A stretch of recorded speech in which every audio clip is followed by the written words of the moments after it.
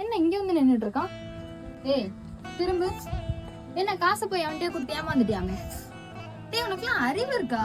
என்னமோ பிசினஸ் பண்ண போறேன் நாளைக்கே கிழிச்சிருவேன்னு ஓவரா பில்டப் பண்ணிட்டு இருந்த காசு ஏமாந்து. நானே ஏகப்பட்ட டென்ஷன் இருக்கு. சும்மா வெறுப்பேத்திட்டேன். கிளம்பு. ஏய் ஓவரா சீன் போடாத. ஏமாந்துட்டு வந்தவன் தானே நீ.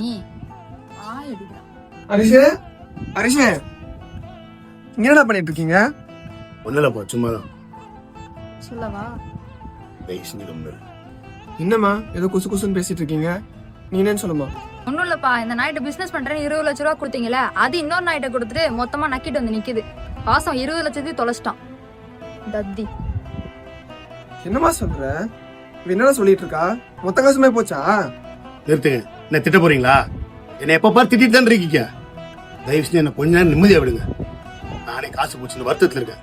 என் தலையை அடமானம் வச்சா உங்க 2 பேர் பணத்தையும் கொடுத்துறேன். ப்ளீஸ் என்ன திட்டாதீங்க. உனக்கும் தான் போறீங்களா? டேய் நிறுத்துறா. நான் என்ன சொல்ல வரேனே புரிஞ்சுக்காம சும்மா லவ லவன்னு கத்திக்கிட்டு இருக்க. நான் உனக்கு காசு தர மாட்டேன்லாம் சொல்லல. ஆனா இந்த மாதிரி பிசினஸ் பண்ண போறேன்னா என்ன எதுன்னு தீவிரமா விசாரிச்சுட்டு தான் இறங்கி இருக்கணும். இதுக்குதாண்டா பெரியவங்க சொல்லுவாங்க, தெரிஞ்ச தொழிலை விட்டவனு கேட்டான், தெரியாத தொழிலை தொட்டவனு கேட்டான்னு. இவன் என்னைக்குப்பா அதெல்லாம் யோசிச்சிருக்கான்? சுயநலவாதி. பா சாரிப்பா, நான் சுயநலவாதிலாம் இல்ல.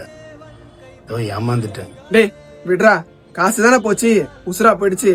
இந்த பாரு, மனுஷனுக்கு வாழ்க்கையில வெற்றிங்கிறது சந்தோஷத்தை தரும், தோல்விங்கிறது அனுபவத்தை தரும். ஆனா துரோகம் மட்டும்தான் வாழ்க்கையவே திருப்பி தரும். நீ இதை பத்திலாம் கவலைப்பட்டு இருக்காத.